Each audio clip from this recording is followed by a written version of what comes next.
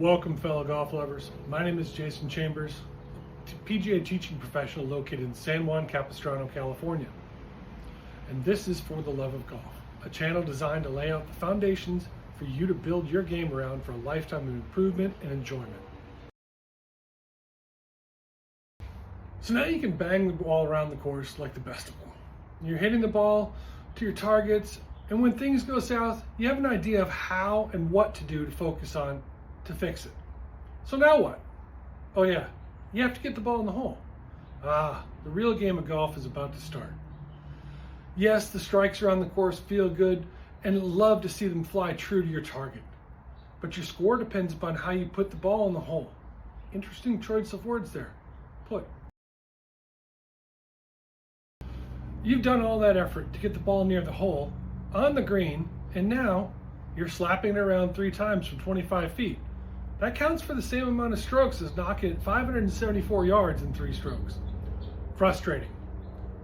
So let's get started with that. Putting the ball in the hole. Easy and everyone's an expert, right? Anyone can putt. Well, maybe. But how many have control over the only 2 factors that really matter?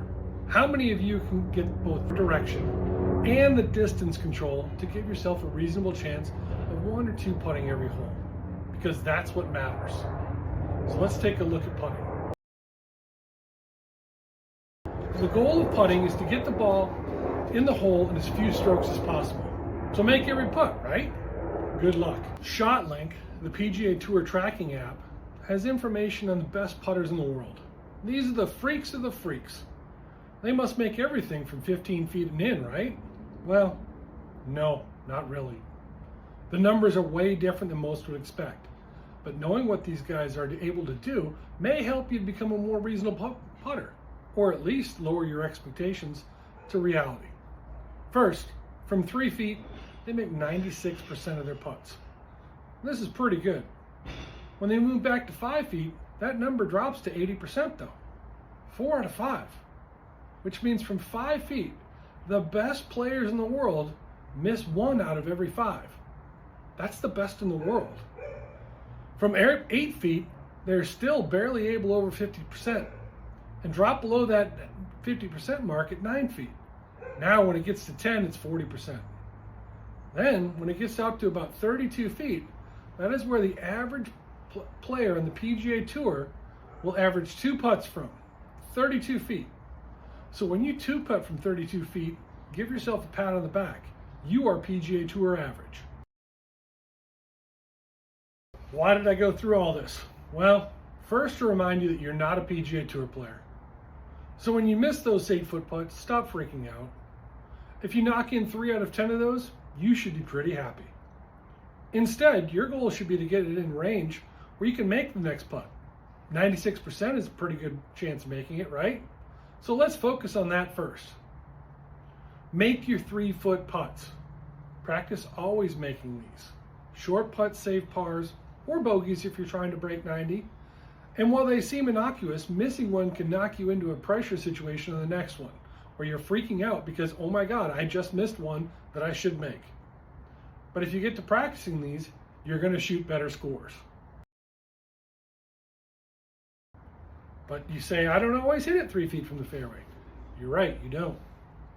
So that's why your goal on everything outside of 8 feet should be to guarantee that you do no worse than 2 putt. How do you do that?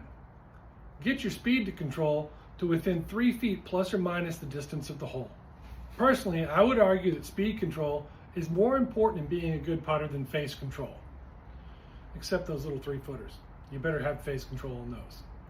Because it's really hard to align the face enough left or right to miss by more than 3 feet on a straight putt. But hitting 5 to 8 feet short or past the hole, if only fractionally off, leaves you with one of those low percentage putts. So the second part of good putting is controlling how hard you strike the putt, trying to give it the proper weight to end up within 3 feet every putt you have.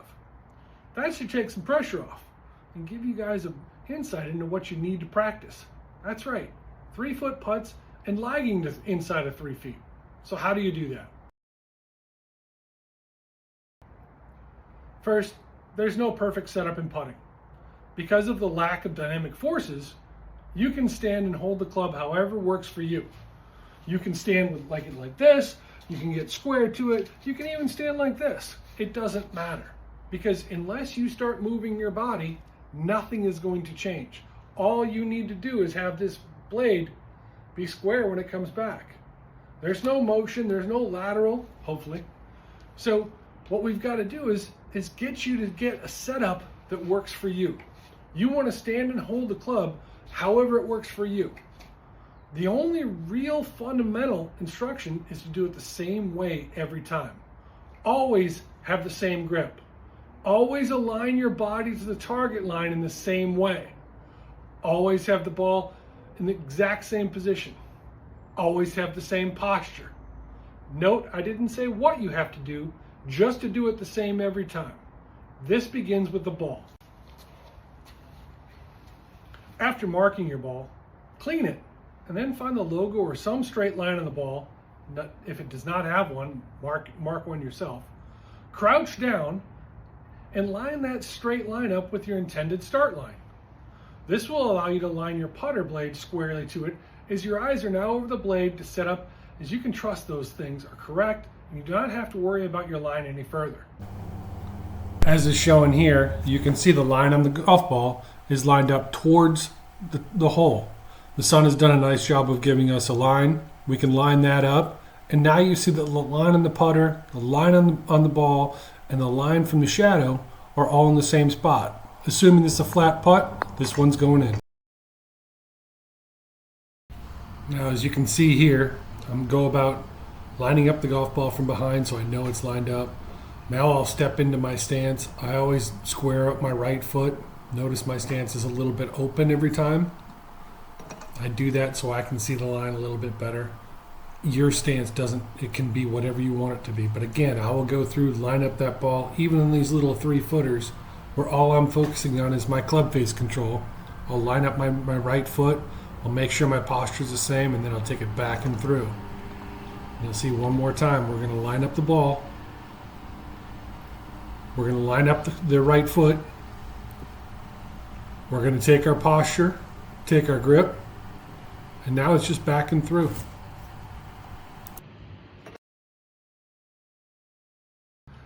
There are many ways to go about doing this, but if you can eliminate half of the conditions through the setup, putting all of your attention on the speed control allows you to be more focused, and hopefully your ability to control speed improves quickly. Remember, the goal outside of 10 feet is to get the ball in a range where the next putt is in that 96% range. Okay, here's what I do when I'm practicing my lag putting. You can see me stepping off. This turns out to be about a 32-foot putt. And if you remember right, that's PGA Tour average for where they're trying to knock it in 2. What I'll do is I'll go through my same routine. I'll set up.